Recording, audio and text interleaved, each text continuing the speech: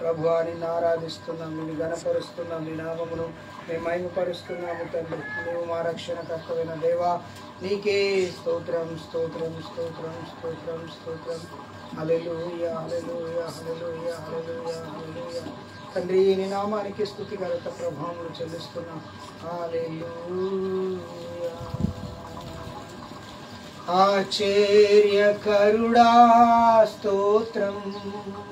కలిసి ఆలోచనకర్త స్తోత్రం.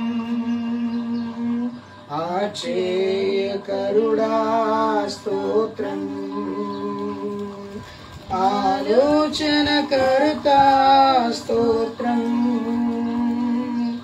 బలమైన దేవా నిత్యుడవగు తండ్రి సమాధానాధిపతి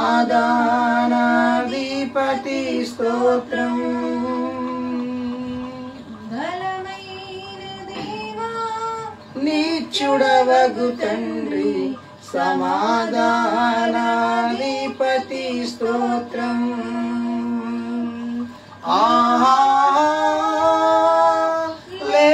హల్లెలూయా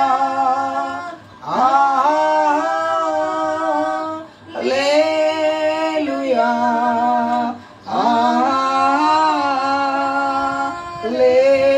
హల్లెలూయా. ఆమేన్ హల్లెలూయా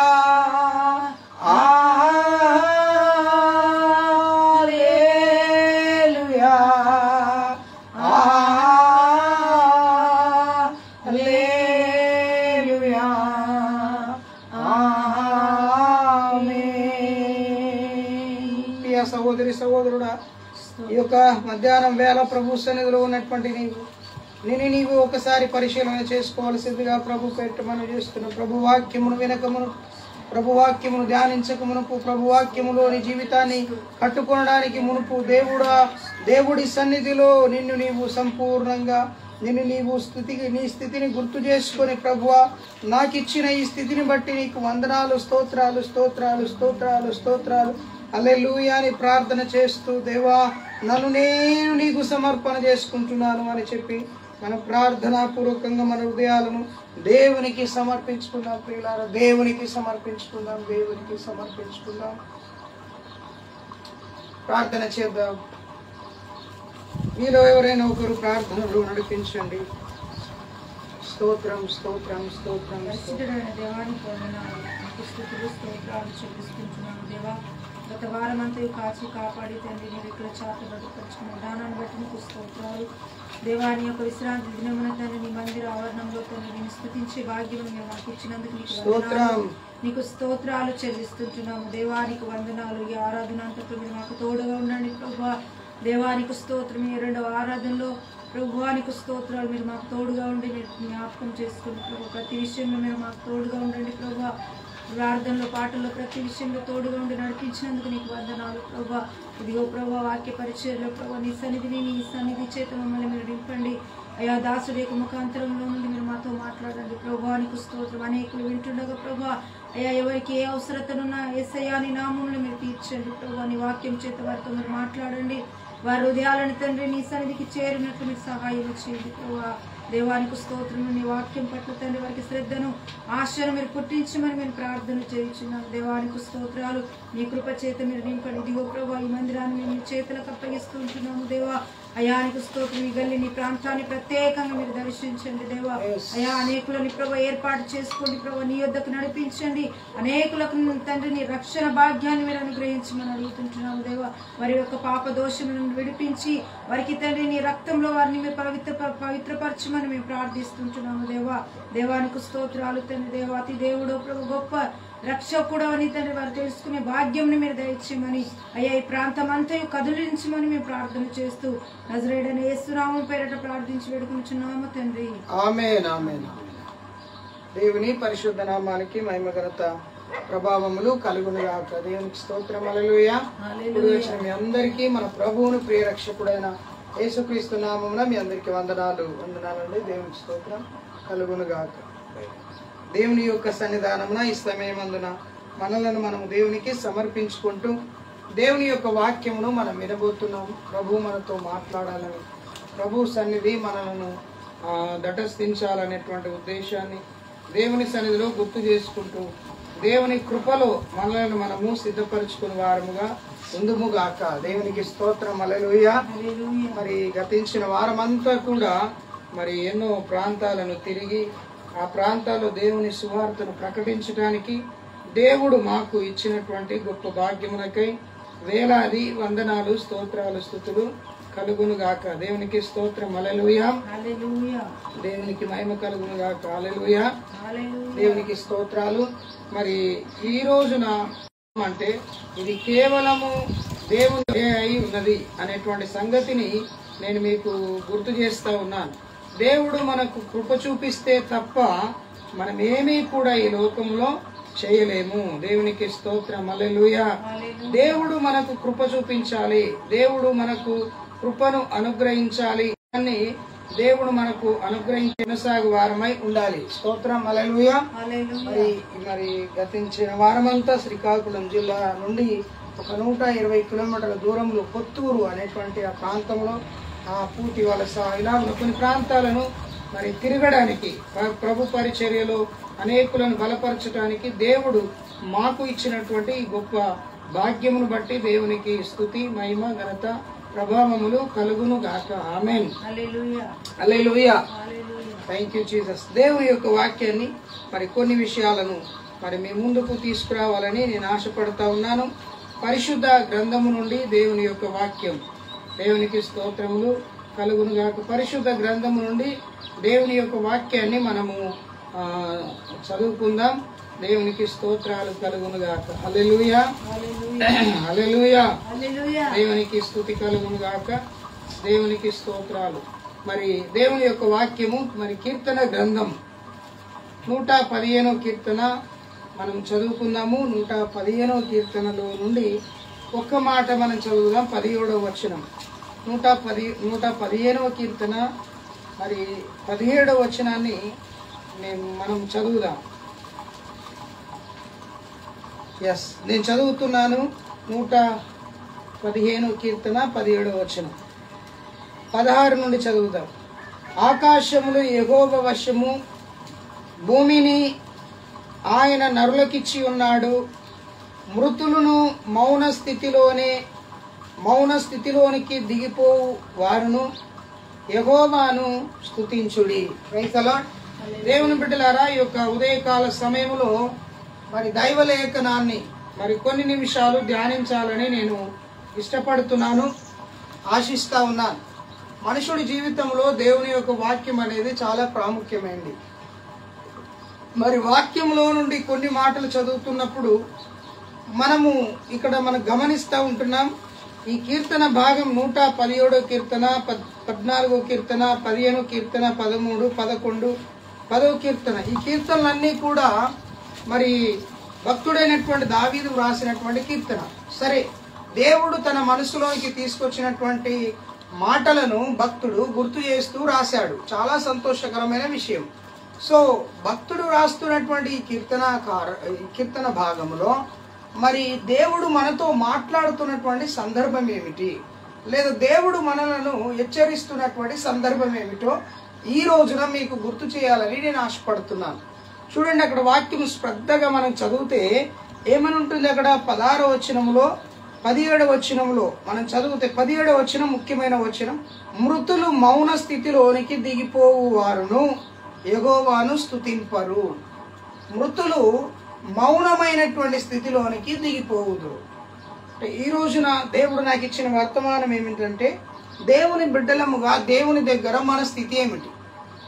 సో వెరీ నైస్, మంచి సబ్జెక్ట్ ఇది. దేవుని దగ్గర మన స్థితి ఏమిటి? ఇక్కడ చనిపోయినటువంటి వారిని గురించి తెలియపరుస్తున్నాడు. వాస్తవానికి భక్తుడు చనిపోయినటువంటి వ్యక్తి ఏమైతాడట? మౌనమైపోతాడు. మాట్లాడలేడు, చూడలేడు, నడవలేడు, పలకరించలేడు. సో చనిపోయిన వారి స్థితి ఏ విధంగా మౌనమై ఉంటుందో వారు దేవుణ్ణి స్తుతించరు. సో ఈ రోజున మనము సజీవులుగా ఉన్నాము, మరి సజీవమైనటువంటి స్థితిలో ఉన్నాం. మరి దేవుని మనం స్తుతిస్తున్నాం, దేవుని మనం గణపరుస్తున్నాం. బైబిల్ అంటుంది యెహోవాను స్తుతించుడి, ఎల్లప్పుడూ యెహోవాను స్తుతించాలి. అంతేకాకుండా ఫిలిప్పీలకు రాసిన పత్రికలో దేవుడు అంటాడు వాక్యము ద్వారా, ఆనందించుడి. మరలా చెప్తున్నాను, మీరు ఆనందించండి, ఎల్లప్పుడూ మీరు ఆనందించండి అని దేవుడు తెలియపరుస్తా ఉన్నాడు. సో మరి ఆనందం ఎంత ప్రాముఖ్యమో మన జీవితంలో ఆ స్థితిని మనం సంపాదించుకోవాలంటే కూడా అంతే, మన వ్యక్తిగతమైన పరిశుద్ధమైన జీవితం కూడా అంతే ప్రాముఖ్యం. ప్రైజ్ ది లార్డ్, హల్లెలూయా. చూడండి, మనల్ని దేవుడు ఒక స్థితిలో ఉండగా పిలిచాడు. మనం మన కొరింథీయులకు రాసిన పత్రికలో చదివితే 7వ అధ్యాయంలో చదివితే 24వ వచనంలో ఇలా రాయబడి ఉంటుంది. 20వ వచనం గాని, 24 గాని, 26 గాని నేను చదువుతాను. 20వ వచనం చదివితే అక్కడ ఉంటది, ప్రతివాడు ఏ స్థితిలో పిలువబడినో ఆ స్థితిలో ఉండాలి. దేవుడు ప్రతి ఒక్కరిని ఒక్కొక్క స్థితి నుండి పిలిచాడు. కొందరిని రోగంలో పడి ఉన్నప్పుడు పిలిచాడు, వ్యాధితో పడి ఉన్నప్పుడు పిలిచాడు, కొందరికి రక్షణ లేనప్పుడు రక్షింపబడడానికి పిలిచాడు, కొందరికి అన్నీ ఉన్నా అన్ని వదిలేసి నువ్వు నాతో రా అని పిలిచాడు. సో పిలుపు అనేది రకరకాలుగా మనుషుల్ని పిలిచాడు. కానీ ఇక్కడ గమనించాల్సింది ఏంటో తెలుసా, ఏ మనుషుడు ప్రతి మనుషుడు కూడా సేవ కొరకు పిలువబడలేదు, ప్రతి మనుషుడు ప్రభు పరిచర్య కొరకు పిలువబడలేదు. పిలుపు అనేది ప్రతి ఒక్కరిని ప్రభు పిలిచాడు. అందుకే ప్రభు అంటాడు, ప్రయాసపడి భారం మోసుకుంటున్న సమస్త జనులను నా యొద్దకు రండి. వై ఎందుకు? నేను మీకు విశ్రాంతిని ఇస్తాను, నేను మీకు మంచి సావాసాన్ని ఇస్తాను.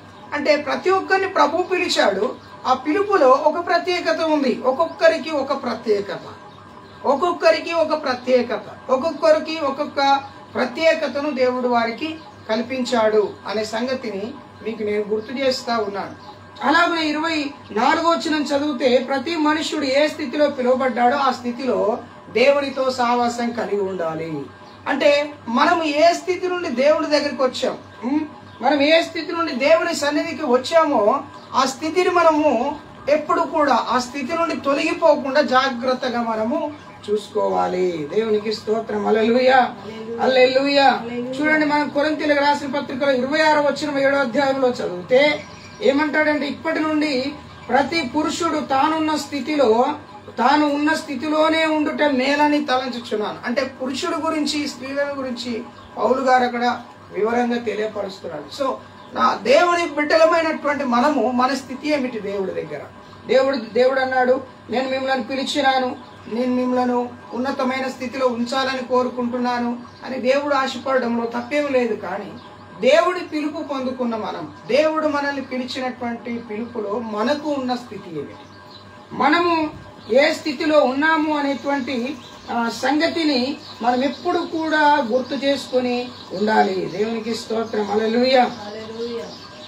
సో ఇంకా మనం బైబిల్లో చదివినట్లయితే, దేవుని లేఖనంలో చదివితే, ఫిలిప్పీలకు రాసిన పత్రికలో 4వ అధ్యాయం 11వ వచనంలో అక్కడ పౌలు గారు ఫిలిప్పీ సంఘానికి చెప్తున్నాడు, నేను ఏ స్థితిలోనో ఉన్నాను ఆ స్థితిలోనే తృప్తి కలిగి నేర్చుకున్నాను.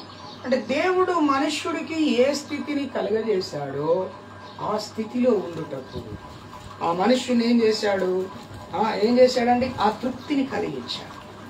ఆ మనుష్యుడికి ఆ తృప్తిని కలిగించాడు. So it's a very good అండి. మన పొజిషన్ మనం ఎప్పుడు కూడా గుర్తుంచుకోవాలి. మనకు అన్ని కలిగి ఉన్నా మనం ఉన్నతమైన స్థితిలో ఉండాలి కాదు. అదే ఫిలిప్పీలో 12వ వచనంలో చెప్తాడు, దీని స్థితిలో నేను ఉండడానికి నేను ఎరిగి ఉన్నాను, కానీ సంపన్న స్థితిలో కూడా ఉండడానికి నేను ఎరిగి ఉన్నాను. అయితే దేవుడు ఏ స్థితిలో ఉంచినను నేను ఆ స్థితిని అంగీకరిస్తాను. మనం అనుకుంటాం మనం దీనులుగా ఉండాలని, లేకపోతే సంపన్నులుగా ఉండాలని మనం అనుకుంటాం. కానీ దేవుడు ఉంచిన స్థితిలో మనం ఉండటం అనేది నేర్చుకోవాలి. దేవునికి స్తోత్రం. ఈ రోజుల్లో చాలా మంది దేవుడు వారికి ఇచ్చినటువంటి స్థితిలో వారు పడిపోతూ ఉన్నారు. దేవుడు పిలిచిన పిలుపులో, దేవుడు పిలిచినటువంటి పరిశుద్ధతలో వారికి ఉన్నటువంటి పరిస్థితిని పక్కన పెట్టి వారు పడిపోతూ ఉన్నారు. కానీ వాక్యం ఏమంటుందంటే, మనం ఏ స్థితిలో పడ్డామో, ఏ స్థితిలో పడిపోయామో ఆ స్థితిని మనం ఎప్పుడు కూడా గుర్తు చేసుకోవాలి. స్తోత్రం, హల్లెలూయా. కొన్ని మాటలు మరియు బైబిల్ గ్రంథంలో యేసు ప్రభు ఉన్నప్పుడు ఒక స్థితిలో పడి ఉన్నటువంటి వ్యక్తి మనకు బైబిల్లో కనబడతాడండి. మనకు ఒక స్థితిలో పడి ఉన్నటువంటి వ్యక్తి మనకు కనబడతాడు. దేవునికి స్తోత్రం. యోహాను సువార్తలో మీరు చదివితే 5వ అధ్యాయములో చూడండి, అక్కడ 5వ అధ్యాయం కొన్ని విషయాలను మీ ముందుకు తీసుకురావాలని నేను ఆశపడుతున్నాను. 5వ అధ్యాయము 6వ వచనం ఒకసారి నేను చదువుతాను చూడండి. యేసు వాడు పడి ఉండట చూచి వాడప్పటికీ బహుకాలము నుండి ఆ స్థితిలోనే ఉన్నాడని ఎరిగి స్వస్థపడగోరుచున్నావా అని వానిని అడగగా. చాలా జాగ్రత్తగా వినాలి. ఇక్కడ ఒక స్థితి, ఒక వ్యక్తి ఒక స్థితిలో పడిపోయి ఉన్నాడు. ఏ స్థితిలో పడిపోయి ఉన్నాడు? మన ప్రకటన గ్రంథంలో చదివితే, మరి 2వ అధ్యాయం 5వ వచనంలో చదివితే ఒక సంఘాన్ని గురించి దేవుడు అక్కడ తెలియపరుస్తాడు. ఓ సంఘమా, నువ్వు ఏ స్థితిలో పడిపోయావో దాన్ని జ్ఞాపకం చేసుకో. మరి నువ్వు మారుమనసు పొందితేనే, మరి నువ్వు మారుమనసు పొంది మొదటి క్రియలు చేస్తే నువ్వు మంచివాడు అవుతావు, లేకుంటే నేను నిన్ను నా నోటి నుండి తీసేస్తాను, నీ దీపస్తంభాన్ని తీసేస్తానని దేవుడు అక్కడ ప్రత్యేకంగా మాట్లాడతాడు. హల్లెలూయా, హల్లెలూయా. దేవుడు అక్కడ ప్రత్యేకంగా మాట్లాడతాడు. సో ఇక్కడ మనం చదువుతున్న వ్యక్తి ఎవరు అని మనం ఆలోచన చేస్తే, ఇక్కడ ఒక వ్యక్తి కనబడతా ఉన్నాడు. ఈ వ్యక్తికి చాలా భయంకరమైనటువంటి అనారోగ్యం కలిగి ఉన్నాడు. దేవునికి స్తోత్రాలు కలుగును గాక. ఇక్కడ 38 సంవత్సరాల నుండి ఈ వ్యక్తి అక్కడే పడి ఉన్నాడు. ఆ వ్యక్తి యొక్క పరిస్థితి అంతా ఘోరంగా ఉంది. చూడండి, ఎక్కడున్నాడినా యెరూషలేము అనేటువంటి మందిరము దగ్గర ఉన్న బెతెస్దా అనేటువంటి కోనేటి దగ్గర ఆయన ఉంటున్నాడు. ఈ బెతెస్దా అనేటువంటి కోనేటి దగ్గర ఉన్నటువంటి ఇతడు ఆ మందిరము దగ్గరనే ఉంటున్నాడు. అక్కడ ఒక కోనేటి ఉన్నది. ఆ కోనేటికి 5 మంటపాలు ఉన్నాయి. కోనేటి చుట్టుముట్టు కూడా అందరూ రోగులు పడి ఉంటున్నారు. బైబిల్ చెప్తున్నది అక్కడ అందరూ రోగులు పడి ఉంటున్నారు. ఎలాంటి రోగం కలిగిన వాడంటే బైబిల్ చెప్తున్నది, రోగులు, గుడ్డివారు, కుంటివారు, ఊచకాల చేతులు గలవారు గుంపులు గుంపులుగా పడి ఉన్నారు. అందులో ఇంకొకటి మీరు చదివితే అక్కడ ఉన్నటువంటి ఆ వ్యక్తుల్లో అనేకమైన వ్యాధులు కలిగిన వారు ఉన్నారు. విచిత్రం ఏమిటంటే ఆ కోనేటికి ఉన్నటువంటి 5 మండపాల్లో దేవుని దూత పరలోకము నుండి దిగి వచ్చి ఆ కోనేటిలో ఉన్నటువంటి నీళ్లను ఏం చేస్తుందట? కదిలిస్తా ఉన్నట. ఆ నీళ్లను కదిలిస్తా ఉంటే ఆ నీళ్లు కదిలింపబడినప్పుడు ఎవరైతే ముందుగా చూసి ఆ నీటిలో దిగుతారో ఆ వ్యక్తి స్వస్థత పొందుట కొరకు ఏం చేయాలి?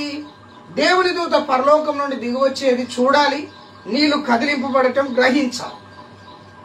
నీళ్లు కదిలింపబడటం గ్రహించాలి. దేవుని దూత వచ్చినప్పుడు చూడాలి. ఆ నీళ్లు కదిలింపబడగానే ఎవరు మొదట దిగుతారు అంటే ఫస్ట్ వారికే ప్రాధాన్యత. పని చేయట్లేదు, కాళ్ళు చేతులు పని చేయట్లేదు, ఊచకాలు చేతులు కలిగినటువంటి వాడు అంటే మొత్తానికి చూడగలడు, మాట్లాడగలడు, అన్ని చేయగలడు, కానీ నడవలేడు, కూర్చుండలేడు, పరిగెత్తలేడు, కదలలేడు. కదలలేని పరిస్థితిలో ఉన్నాడు. కదలలేని పరిస్థితిలో ఉండి అక్కడే పడి ఉన్నాడు. ఎన్ని సంవత్సరాల నుండి వెయిట్ చేస్తున్నాడండి? మీరు అందరూ చెప్పాలి. ఎన్ని సంవత్సరాలు? 38 సంవత్సరాల నుండి. 38 సంవత్సరాల నుండి వెయిట్ చేస్తున్నాడు. ఆయన ఆ స్థితిలోనే పడిపోయి ఉన్నాడు. ఆ స్థితిలోనే జీవిస్తా ఉన్నాడు. ఆ స్థితిలోనే బ్రతుకుతా ఉన్నాడు. 38 సంవత్సరాల నుండి ఆ బెతెస్దా కోనేటి దగ్గరనే ఉన్నాడండి. ఎవరు ఆయనను చూడట్లేదు, ఎవరు ఆయనను పట్టించుకోవట్లేదు, ఎవ్వరు కూడా పట్టించుకోవట్లేదు. నేను చెప్తున్న మాట ఏం తెలుసా? మృతులు మౌన స్థితిలోనే ఉంటారు, వారు దేవుణ్ణి స్తుతించరు. చనిపోయిన వారు దేవుణ్ణి ఎలా స్తుతిస్తారండి? భక్తుడు ఏమంటాడంటే, సజీవులు సజీవులే కదా, వారు నిన్ను స్తుతించెదరు. అంటే సజీవమైనటువంటి వారు దేవుణ్ణి ఏం చేస్తారు? స్తుతిస్తారు. మనం సజీవుల గుంపులో ఉండాలి. సజీవమైనటువంటి రాళ్ల వలె మనము చెక్కబడాలి. సజీవము కలిగినటువంటి అంటే ఆ జీవము లేనటువంటి వారి వలె ఉండక జీవము కలిగిన వారి వలె, నిర్జీవమైన వారి వలె ఉండక జీవము కలిగిన వారి వలె మనం ఉండాలి. సజీవులు సజీవులే. మృతుని నిన్ను ఎలా స్తుతిస్తారు? స్తుతించరు. వారు మౌనమైన స్థితిలో ఉంటారు. అంటే వారి స్థితి కదలలేరు. ఈయన కదలలేడు. నీళ్లు వచ్చి కదిలిస్తున్నటువంటి దేవుని దూతను చూడగలడు, శబ్దాన్ని వినగలడు, ఆ కదిలింపును గ్రహించగలడు, కానీ అందులో దిగలేడు. అక్కడ ఉంటది, మొదట ఎవరు దిగినో ఎట్టి వ్యాధి గలవాడైనను బాగుపడును. మొదట దిగాలి అంటే వినాలి, వినాలి అంటే చూడాలి, చూడాలి అని అంటే ఇవన్నీ జరిగించాలి. సో ఇవన్నీ జరగాలి అంటే దేవుని యొక్క ప్రణాళిక అయి ఉండాలి. స్తోత్రం. హల్లెలూయా. హల్లెలూయా. హల్లెలూయా. ప్రియ స్నేహితులారా, ఈ యొక్క వ్యక్తి దగ్గరికి యేసు ప్రభు వచ్చాడు. అక్కడ చక్కగా ఉంటది, ఏమని తెలుసా? వాడు పడి ఉండుట యేసు చూచి ఏం చేశాడండి? యేసు వాడు పడి ఉండుట చూచి వాడి దగ్గరికి వచ్చి ఏమంటున్నాడంటే, అయ్యా నువ్వు ఈ స్థితిలో పడి ఉన్నావు కదా, నువ్వు స్వస్థపడగోరుచున్నావా, నువ్వు స్వస్థపడగోరుచున్నావా అని వాణిని అడగగా 2 విషయాలు. మొదటిది 3 విషయాలు. మొదటిది, వాడు పడి ఉండుట ప్రభువు చూచాడు. రెండవది అడుగుతున్నాడు, స్వస్థపడాలని అనుకుంటున్నావా. మూడవది ఏంటిదో తెలుసా? ఆయన స్వస్థపడాలి. 3వ విషయాన్ని తర్వాత రాయబడ్డది. 2 విషయాలు అక్కడ కనబడుతున్నాయి. ప్రభు వారిని అడుగుతున్నాడు, స్వస్థపడాలని కోరుతున్నావా. ఇప్పుడు మనం ఏమంటే, మనకి ఏదైనా అవసరం ఉందంటే, అమ్మ నీకు ఏమైనా సాయం చేయాలని కోరుతున్నావా అని అంటే, పాస్టర్ గారండి నాకు ఇది కావాలండి, అది కావాలండి, అది సాయం కావాలి, ఈ సాయం కావాలని మన నోటికొచ్చిన, మన మనసుకు వచ్చిన ఆలోచన అంతా కూడా నోటితో ఏం చేస్తూ ఉంటాం? చెప్తా ఉంటాం. సాయం చేస్తానన్నప్పుడు ఎవరు వద్దంటారండి? ఎవరు వద్దనరు. అందరు కూడా సహాయాన్ని కోరుకుంటారు. కానీ విచిత్రం ఏంటంటే, ప్రభు అడిగిన ప్రశ్నకు సరైన జవాబు ఈయన చెప్పట్లేదు. ఎందుకంటే అక్కడ ఎంతో మంది వచ్చారు, ఎంతో మంది వెళ్ళారు, ఎంతో మంది పలకరించారు, ఎంతో మంది మాట్లాడారు. కానీ ప్రభు అడిగిన ప్రశ్న ఆయనకు అర్థం కాలేదు. అప్పుడు ఏమంటాడంటే, ప్రభువా మేము పడి ఉన్నాం ఇక్కడ, మేము పడి ఉండుట నువ్వు చూసినావు కదా, అయితే నువ్వు అడుగుతున్నావు కదా, నువ్వు బాగుపడాలని కోరుతున్నావా అని అంటే, వాడు చెప్తున్నటువంటి మాట ఏందో తెలుసండి? 7వ వచనం. ఆ రోగి, అయ్యా నీళ్లు కదిలింపబడినప్పుడు నన్ను కోనేటిలోనికి దించుటకు ఎవ్వరునూ నాకు లేరు గనుక నేను వచ్చునంతలో మరి ఒక్కడు నాకంటే ముందుగా ఆయనకు దిగునని ఆయనకు ఉత్తరము ఇచ్చెను. దేవునికి స్తోత్రం. హల్లెలూయా. ప్రశ్న ఏంటిది? నువ్వు స్వస్థపడగోరుతున్నావు. జవాబు ఏం రావాలి? అవును ప్రభువా, నేను ఈ స్థితిలో పడి ఉన్నాను, నన్ను చూసావు, నాకు స్వస్థత కావాలి అని అనాలి. కానీ ఈయనేమంటున్నాడు? నీళ్లు కదిలించబడుతున్నాయి చూస్తున్నాను, నీళ్లు దేవుని దూత వచ్చి కదిలించినప్పుడు చూస్తున్నాను, కోనేటిలో ఆ కదిలింపబడినప్పుడు నేను ఎవరినైనా పిలిచి అరేరే ఇట్లారా నానా ఇట్రా అని పిలిచి నన్ను కోనేటిలో దించుమని నేను పిలుస్తా ఉంటే నాకంటే ముందుగా వాళ్ళు దిగి స్వస్థత.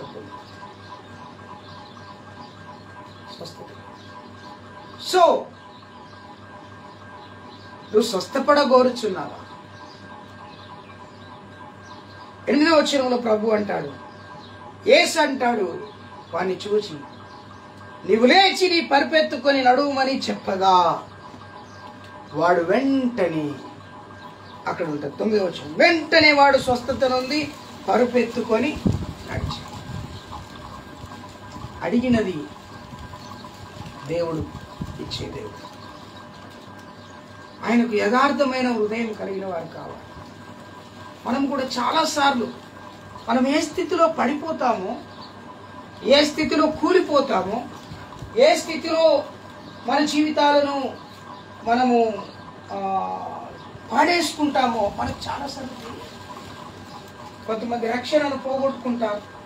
దేవుడు రక్షణ ఇస్తే రక్షణ స్థితి నుండి వారు ఏం చేస్తారు తెలుసా? రక్షణ స్థితిని పోగొట్టుకుంటారు. కొంతమందికి దేవుడు విశ్వాసం అనే వరాన్ని ఇస్తే ఆ విశ్వాసం అనే వరము నుండి వారు తొలగిపోతారు, పారేసుకుంటారు, పడిపోతారు. ఇక విశ్వాసం అనే వరం ఇస్తే అన్నిటికీ విశ్వాసాన్ని ఉపయోగిస్తారు, అన్నిటికీ ఉపయోగించారు. బట్ విశ్వాసమే దేవుడు కాదు. దేవుడు యందు ఉండే విశ్వాసం. హల్లెలూయా. చాలాసార్లు గమనించాలి, మనం మాట్లాడే మాటకు, భాషకు, మనం తలంచే తలంపుకు, మనం ఉద్దేశించే ఉద్దేశానికి ఒక ప్రత్యేకమైనటువంటి స్థితిని మనం కలిగి ఉన్నాం. స్తోత్రం.